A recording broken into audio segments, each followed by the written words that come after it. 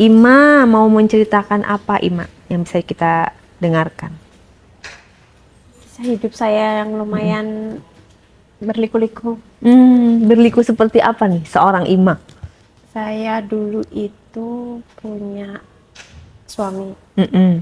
Suami saya itu penyayang, lindung keluarga, Mhm. sayang banget lah sama keluarga. Mhm. Luar biasa, nggak ada yang bisa nandingi bagi saya. Dia luar biasa, saking sayangnya dia sampai nggak peduli sama kesehatan dia. Jadi dia kerja terus. Kerja terus 24 jam kalau bisa, kalau perlu dia ada 26 jam dia kerja. Masa sih? Ya luar biasa dia, Kak. Dia pekerjaannya apa profesinya? Dia engineering di Engineering. kapal. Terus dia membuat statement waktu memberikan pernyataan menikah, serius menikahi saya. Dulu kan ketemunya itu gini awalnya itu. Gimana awalnya coba? Saya itu kan kuliah, tapi nggak selesai. Terus saya harus bantu kakak saya. Nah, dia kuliah, sekolah di kampus. Itu nggak sengaja. Daerah mana Di kampusnya? Jawa. Jawa. Hujan rintik-rintik itu ceritanya. Hujan rintik-rintik. Saya nggak ada kepikiran untuk deket sama cowok atau gimana. Terus tiba-tiba dia mendekati saya. Enak nih deket sama cewek gitu. Saya pun biasa aja, natural ngalir. 3 bulan kenal sama bapak saya. Saking gentlenya dia itu ketemu ibu saya langsung, saya mau serius sama dia, Bu, gitu. Akhirnya bapak saya suruh kita nikah kan. Lagi dalam keadaan kuliah tuh? Ya. Hampir selesai sih kuliahnya, sudah tingkat akhir. Terus habis itu dia saking seriusnya sama saya, dia mau membahagiakan saya karena saya kan berasal dari keluarga yang pas-pasan. Terus habis itu dia kerja terus sampai dia nggak kenal lelah ya, sampai saya berada di level tertinggi. Wih, level tertingginya kayak gimana menurut tuh? saya dia bisa, saya ulang tahun aja saya dibeliin mobil. Wah, mobil apa? Saya dulu all new Rush. Apa? All new Rush. Oh, all new Rush. Baru tuh? Baru. Wow, terus saya ulang tahun lagi itu yuk kita beli rumah. Beli rumah di sini di Depok. Nggak nyicil? Rumah KPR atau KPR sih, tapi Okay. kan setidaknya usaha dia untuk membahagiakan saya itu dari situ. Iya, dan DP-nya kan lumayan ya, di DP dulu sama dia kan? Pokoknya dia semua yang bertanggung jawab. Saya itu tidak boleh kerja. Ratu dong, Ratu Ima. Saya nggak boleh capek. Pokoknya kamu enak banget punya suami kayak gitu. Butuh berapa? Butuh gimana? Saya cukupin. Kok bisa ya punya suami kayak gitu ya? Sampai karena dia sering ninggalin saya ya, karena kan sering keluar kota gitu. Saking seringnya dia ninggalin saya. Pokoknya jangan sampai kamu kekurangan. Dia ngomong kayak gitu? Jangan sampai anak istriku kekurangan. Oke, itu udah punya anak? Udah. Anak kita 3. Kan proses kan dulu dari bener-bener 0 rupiah, Kak. Gaji 40.000 seminggu. Gaji 40.000. Sekarang meningkat jadi? Meningkat sampai 2 digit. Di 20? 30? Ada, lebih. Wow, 40? Ada. 50? Ada. 70? Enggak sih, nggak nyampe. Oh, 60 berarti? Iya, 50 lah. Oh, 50-an lah ya. Ya. Lumayan loh itu. Iya, makanya kan dia saking manjainnya saya gitu. Saya kan jadi ibarat kata perempuan yang bersyukur, terbackup ya. Iya benar-benar. Terbackup. aku seneng bahasa yang terbackup. Perempuan yang terbackup ya. Terbackup semuanya dari Mantap semua ya. sisi ya. Iya kan, betul Mbak. Bener, Apalagi perempuan. Iya, ya. udah. Diharapkan dari seorang suami. Bener. Tanggung jawabnya. Betul. Kasih sayangnya. Bener. Nggak sekedar hanya gitu aja doang kan. Iya betul. Terus paket lengkap lah ya ini ya, si suami inilah pokoknya. Luar biasa deh, pokoknya nggak ada. 1001 lah bagi saya. Iya, kayaknya jarang juga deh, aku juga. Sepengetahuan aku jarang ada suami kayak gitu. Sampai kita posisinya lagi di Allah menguji kita. Mengujinya dengan cara? Waktu COVID kemarin kan langsung keluar dari perusahaan kan. Oh, dikeluarin? Ya, perusahaannya bangkrut. Dan kita dapatlah pesangon. Tapi dapat banyak pesangonnya? Ya, alhamdulillah sih. Dapat berapa tuh pesangonnya? 100-an lah. 100 lebih ya? Dua kali lipat gaji gitu ya berarti ya? 100-an, terus habis itu kita buka usaha. Bikin suatu perusahaan lah, kontraktor gitu. Habis bikin usaha kontraktor, namanya merintis usaha kan nggak gampang kan? Bener. Oleng lah, kanan kiri gimana kan? Stabil tuh. Usaha apa itu? Kontraktor, engineering. Oh, langsung engineering, langsung di bidang dia Ya, gitu ya? Di bidang sesuai dengan bidangnya dia kan. Orang di COVID ekonomi menurun, kita lagi genting-gentingnya banyak orderan. Nah, macem-macem lah. Dari 1 bulan tuh bisa berganti terus, nggak pernah putus. Alhamdulillah selama 2 tahun. Sampai di tahun 2021 akhir, itu dia itu harus melakukan MCU untuk masuk ke suatu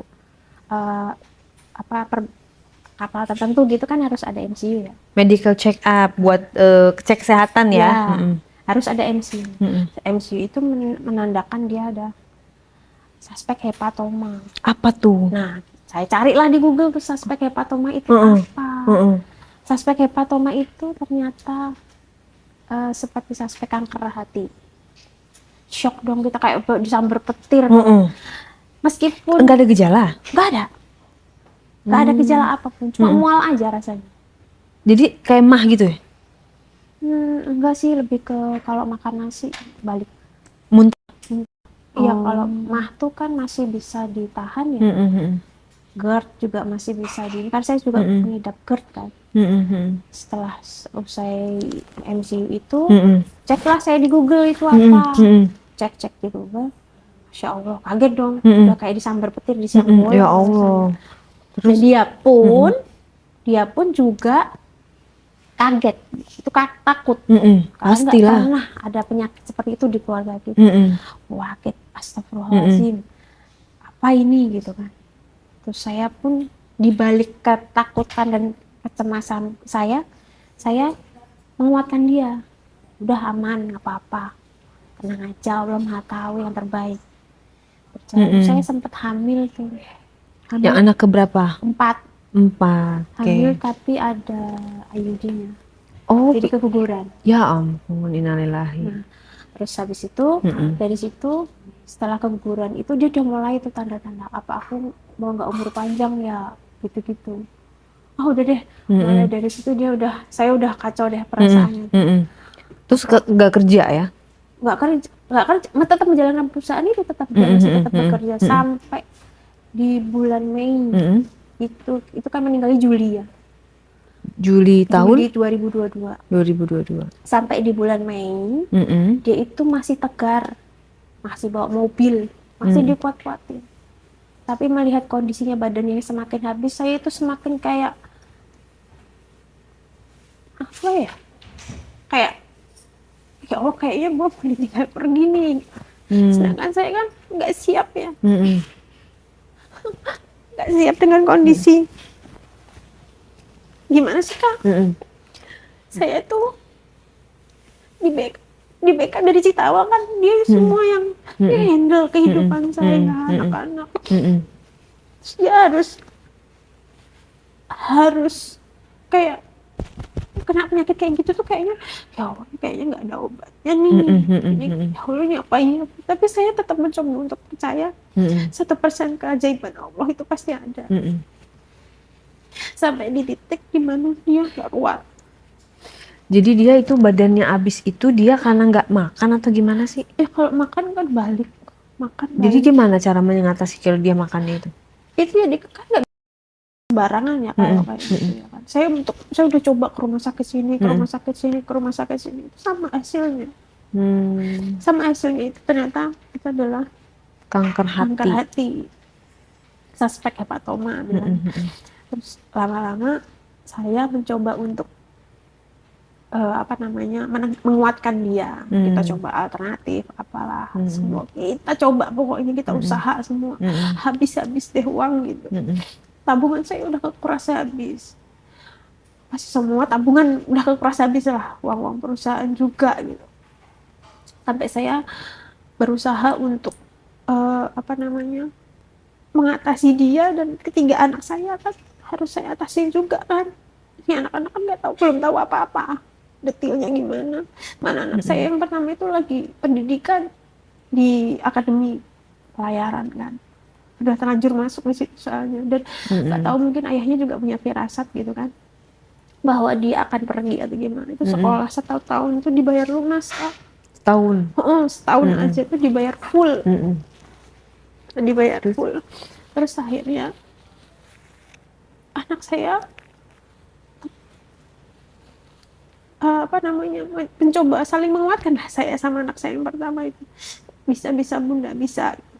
Sampai suatu ketika di titik dia itu mukanya udah lain. Lainnya gimana tuh? Ya kan kalau kata orang, kalau orang yang mau nggak ada itu mukanya lain. Lainnya pucet atau gimana? Kayak tirus gitu loh. Tirus banget ya, kurus banget, tapi perutnya buncit. Oh, kalau kanker hati perutnya buncit ya? Iya, keras Keras banget sampai dipegang gini tuh. Tapi makannya gimana tuh? Aku masih penasaran tuh, makannya gimana dia kalau? Makan tetap diusahakan makan. Tapi ya kalau udah ya nadamin muntahnya udah. Oh, berarti nggak ada yang masuk dong? Iya, nggak totally, nggak semua masuk. Tapi bagi saya mudah, setidaknya sedikit adalah masuk. Yang penting ada masuk dia. Udah nggak bisa lagi. Terus akhirnya di titik dia itu bisa berdiri, nggak bisa duduk karena terlalu besar. Sebesar apa perutnya? Iya, segitu Kak, segini nih ya, gede kan, emang dia orangnya gede tinggi kan. Sampai di titik itu Idul Adha kalau nggak salah. Idul Adha itu habis saya sholat id, sama tetangga ditengokin karena batuknya itu udah kayak didengar tetangga, kayak karena ada batuknya juga, batuknya tuh aneh gitu. Akhirnya dibawa grok gitu. Enggak, batuknya itu sampai kayak ngeden gimana sih Kak, sampai gimana gitu, sampai nggak bisa diungkapin pakai kata-kata lah, pokoknya susah banget. Kayak ketahan di sini ya gitu ya. Sampai tetangga sebelah mungkin dengar, ya udah dibawa ke rumah sakit aja. Rumah sakit tuh, kita udah ke rumah sakit, udah jalan di rumah sakit, itu tuh mulai momen-momen saya sayanya nggak doyan makan, nggak doyan ini itu. Dulu aku gemuk Kak, 75. Sekarang 57, kebalikannya. Iya. Itu momen di situ saya di ICU itu yang itu bener-bener mental banget. Saya masuk ICU. Siapa? Iya, dia masuk ICU tuh. Almarhum ya, masuk ICU. Setelah dia masuk ICU, itu udah aneh, pembawaannya udah aneh. Gimana tuh? Cara bicaranya juga udah aneh, pembawaannya, tapi sadar. Dia nyariin saya mulu. Supaya saya pengen sama istri saya, saya mau pulang gitu terus. Tiba suatu ketika dokter, kan sudah 8 hari di ICU. Di ICU setiap hari itu yang meninggal 1 Kak. Keluar pasti yang meninggal 1. Itu tuh bener-bener terakhir kan saya tuh pulang masih sadar karena dokter udah, Bu, ini udah tinggal nunggu waktu aja. Di depan dokter saya bisa tegar. Keluar dari ruang dokter udah lemes sejadi-jadinya, sampai saya itu nggak bisa berdiri, nggak punya tenaga. Saya kuat-kuatin kan untuk anak-anak. Sampai di rumah itu sudah tidak bisa berdiri, jadi dibopong dari ruang ICU ke mobil aja. Tapi dia malah dipulangkan ya? Karena sudah mau diapain lagi. Jadi rumah sakit angkat tangan gitu ya? Nggak dioperasi atau nggak bisa dioperasi pun juga. Nggak bisa dioperasi dengan alasan? Nggak tahu, pokoknya dokter bilang sudah stadium 4. Sudah menyebar. Masa nggak ada cara sih? Nggak ada cara? Nggak menunggu, udah dikontakin ke rumah sakit udah yang buat di kemo atau udah nggak bisa lagi. Ini udah tinggal berapa hari Bu, mudah-mudahan Ibu dikasih kekuatan. Intinya, ya Allah, dikasih ngomong gitu tinggal beberapa hari doang gitu ya? Istilahnya nggak hitungan lama lah.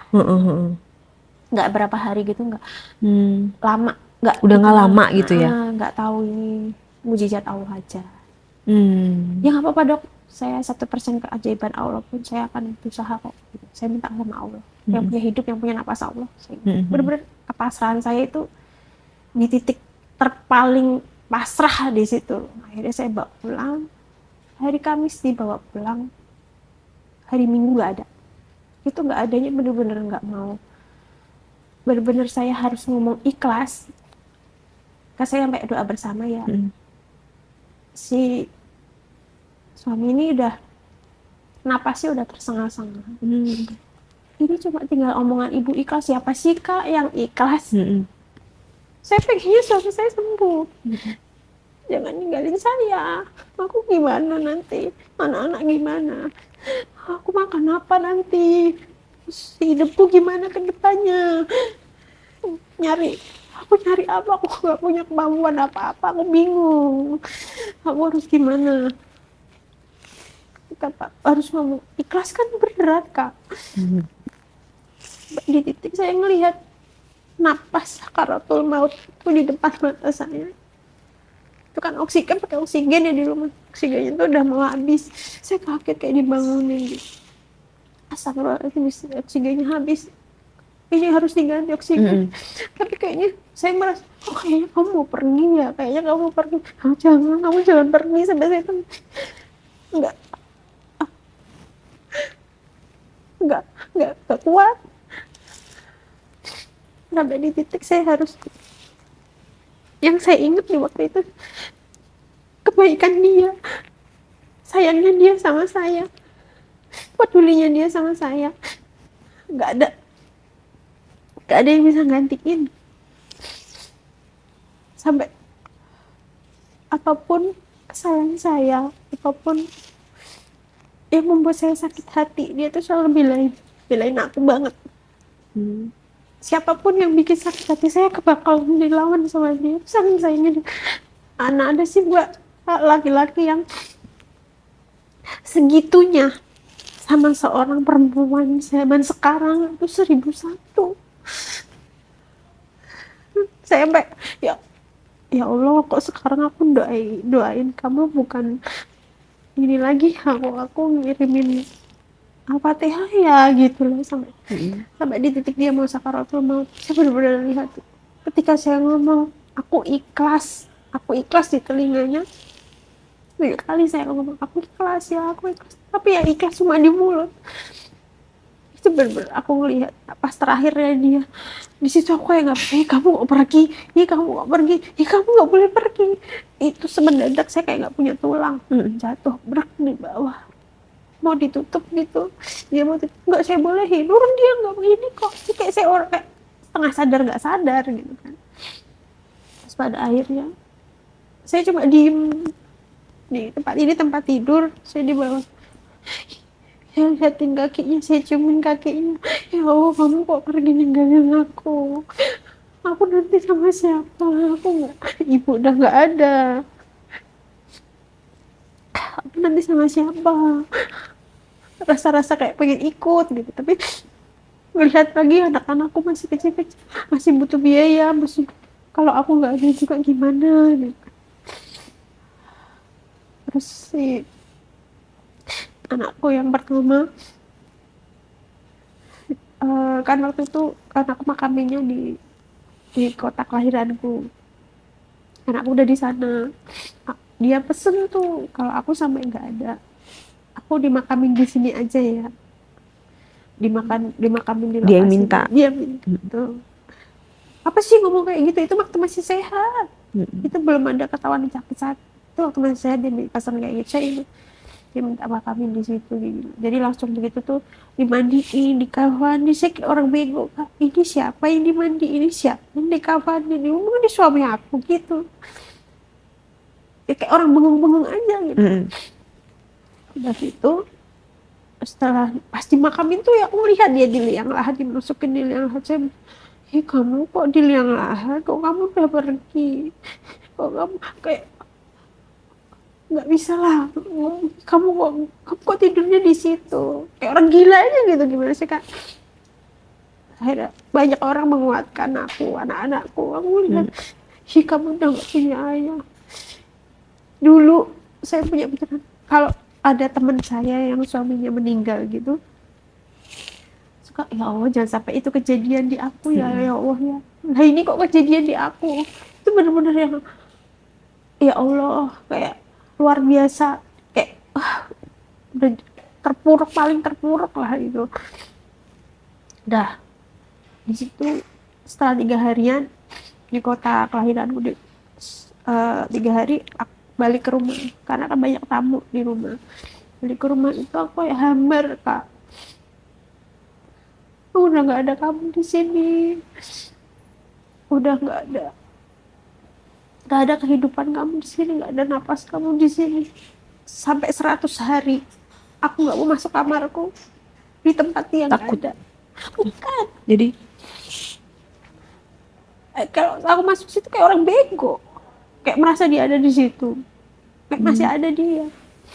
Terus aku di kamar anakku tuh mojok nangis, nggak makan, disuruh makan nggak mau, mojok nangis itu doang Kak.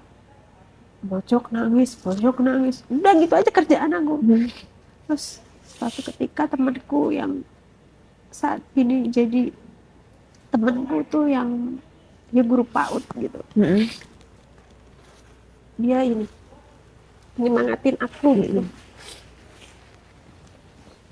Bunda harus kuat, Bunda harus bisa, anak-anak butuh Bunda, nggak ada yang bisa ngurusin anak-anak selain Bunda lagi, tinggal Bunda dong. Kalau bundanya kayak gini terus, anak-anak nggak punya sandaran lagi, ayahnya udah nggak ada, masa Bunda kayak gini. Udah tuh aku dikasih doa amalan gitu, dipikirin tiap malam. Aku pikir, aku bingung aku hidupin anak pakai apa.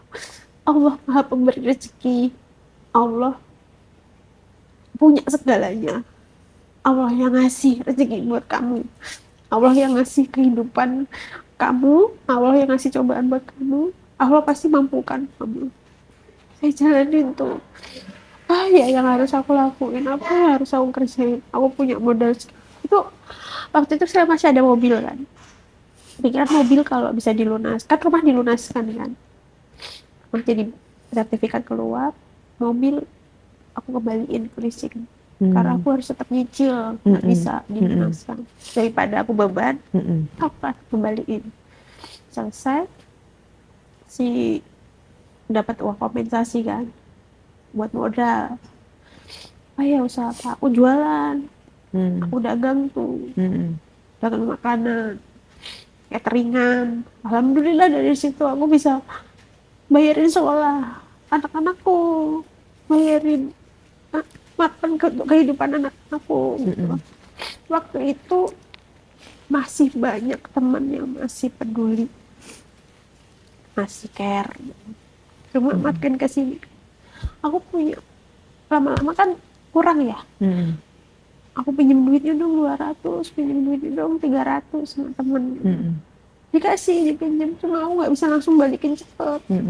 Dan itu banyak Kak, teman-teman yang aku pinjemin kayak gitu. Tapi lama-lama mereka jenuh. Iya, karena keseringan gitu ya. Keseringan, aku pinjemin kan. Akhirnya aku harus apa ya, harus kerja apa, kan namanya cateringan kan.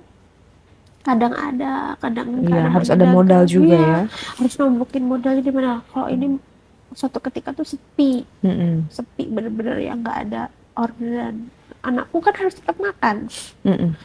Gimana ya, masa iya aku harus apa ini, yang penting kerjaanku halal, jangan sampai aku tuh jual. Udah itu doang pikiranmu.